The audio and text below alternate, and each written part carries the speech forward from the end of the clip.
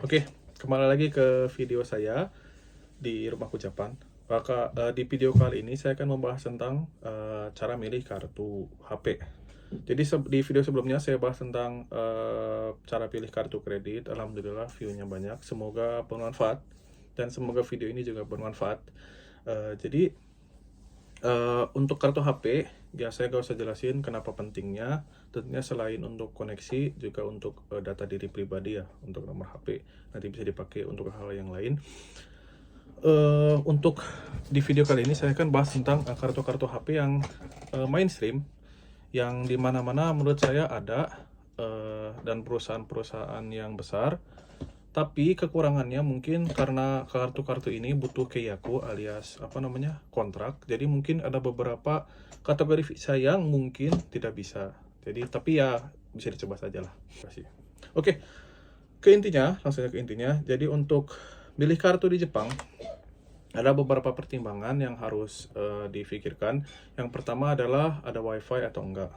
Terus ada tergantung penggunaan. Terus yang ketiga tempat tinggal. Terus habis itu yang terakhir kalian butuh untuk telepon biasa atau enggak. Karena sekarang kan udah pada pakai line ya.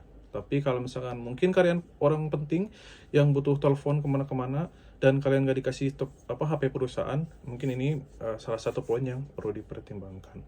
Oke, untuk ada wifi atau enggak ya, poin yang pertama. Ini poin besar sih menurut saya yang bakal membagi kalian ke dua golongan. Kalau misalkan kalian punya wifi, berarti kalian cukup pakai kartu yang gigaannya kecil. Tapi kalau nggak ada wifi, kalian mungkin disarankan untuk pakai kartu yang gigaannya besar atau unlimited. Terus pertimbangan yang lain, penggunaan. Tentunya penggunaan yang besar kalau misalnya kalian suka Instagraman, TikTok, YouTube di di waktu senggang kalian dan screen time-nya banyak, mungkin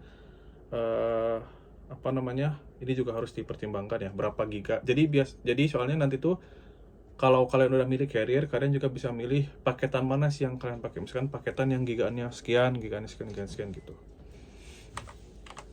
Terus untuk tempat tinggal juga, kalau misalkan kalian di kota nggak ada masalah, tapi kalau misalkan kalian belusukan, itu juga harus dipertimbangkan dengan koneksi yang ada di tempat kalian. Oke, langsung saja untuk rekomendasi. Jadi mungkin pertama saya akan jelaskan tentang paketan mahal dulu ya. Jadi orang-orang yang nggak ada wifi di kosannya. Jadi mungkin dan screen time-nya juga banyak. Waktu pulang kerja juga mainan Instagram atau TikTok atau YouTubean atau streamingan lah, parah. Nggak ada wifi, itu mungkin perlu kartu yang mahal ini. Jadi untuk kartu yang mahal ada 3 yang terkenal, tentunya EU, SoftBank, sama Docomo. Itu saya gak usah jelasin banyak karena hampir sama ya. Itu sekitar harganya 8.000 yen dan kartunya unlimited. Untuk detailnya karena tiap waktu berubah, mungkin kalian bisa dicek di websitenya masing-masing. Tapi kalau kalian milih 3 itu, menurut saya hampir gak ada masalah. Selain harga, hampir gak ada masalah lain. Terus yang bakal jadi topik utama di pembahasan kali ini adalah rekomendasi kartu murah berdasarkan pengalaman saya pribadi. Untuk yang murah, yang pertama adalah Rakuten Mobile. Rakuten Mobile itu sangat recommended untuk kalian yang tinggal di kota. Karena apa? Karena selain murah, karena paketannya paling mahal aja, kalau nggak salah itu 2.800 ya, itu unlimited ya, jadi bisa berapa giga pun. Terus kelebihan yang kedua, ada aplikasi Rakuten yang bisa dipakai untuk telepon. Jadi bisa dikatakan Rakuten ini teleponnya gratis. Itu keuntungan yang kedua. Terus Rakuten Mobile juga keuntungannya, kalau misalkan kalian combo dengan Rakuten Card atau kartu kredit Rakuten, bakal banyak banget poin yang kalian dapetin. Saya saja waktu dulu daftar Rakuten, saya dapat sekitar 2 jutaan bentuk poin di Rakuten Shop-nya buat belanja.